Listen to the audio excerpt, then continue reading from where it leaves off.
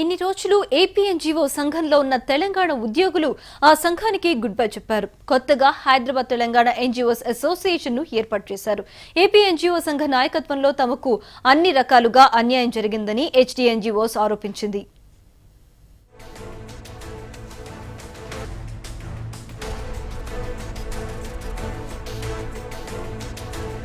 విభజన తర్వాత అన్ని శాఖలు విభాగాలు రెండుగా విడిపోయాయి. తెలంగాణ ఉద్యమంలో కీలకంగా వ్యవహరించిన ఏపీ ఎన్జీఓ సంఘం తెలంగాణ ఉద్యోగులు సైతం సంఘం నుంచి వేర్పడ్డారు. స్వరాష్ట్రం ఏర్పాటు కావడంతో Hyderabad Telangana non gazetted officers association పేరిట కొత్త సంఘాన్ని ఏర్పాటు చేసుకున్నారు.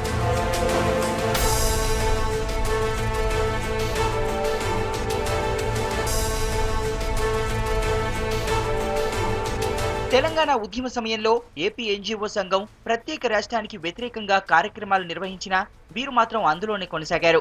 గత ప్రభుత్వం ఏపీ ఎన్జీఓలకు గచ్చిబౌలిలో ఇళ్ల స్థలాలు కేటాయించింది.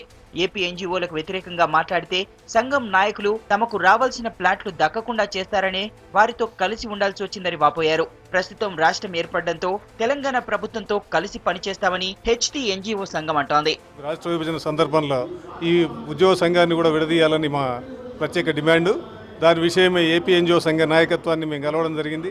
అయితే ఇంకా అదే అహంకార పూరిత ధోరణితో, ఇంకా అదే తెలంగాణ పట్ల చులకన భావంతో ఈ ఏపీ ఎన్జీఓ సంఘం మొండి వైఖరిగా, మూర్ఖంగా ఇవన్నీ విడిపోయినాయి. కానీ ఇది ఏపీ ఎన్జీఓల ఆస్తి, ఆంధ్ర వాళ్ళ ఆస్తి, తెలంగాణ వాళ్ళకి ఇందులో ఏ భాగం లేదని చెప్తూ మమ్మల్ని హ్యూమిలేట్ చేయడం జరిగింది. ముందు తెలంగాణ ఉద్యోగుల సమస్యల్ని మేము తెలియజేయడం కోసం, తెలంగాణ ప్రభుత్వం ద్వారా మాకు రావాల్సిన ఇళ్ల స్థలాన్ని మేము సంపాదించుకోవడం కోసం తెలంగాణ ఉద్యోగులందరం, ఏపీ ఎన్జీఓ సంఘంలో ఉన్న తెలంగాణ ఉద్యోగులందరం కలిసి హైదరాబాద్ తెలంగాణ ఎన్జీఓస్ అసోసియేషన్ అని ఈ అంతర్గత వేదికని మేము ఏర్పరచుకున్నాము. మన సమస్యలను మనమే పరిష్కరించుకుందామని హెచ్డీ ఎన్జీఓ సంఘం ఉద్యోగులకు పిలుపునిచ్చింది.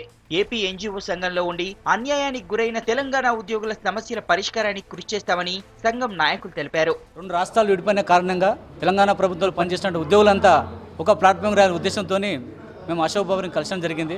ఎందుకంటే రాష్ట్ర అధ్యక్షుడు కాబట్టి రెండు తెలంగాణ ప్రభుత్వం ఏర్పడింది.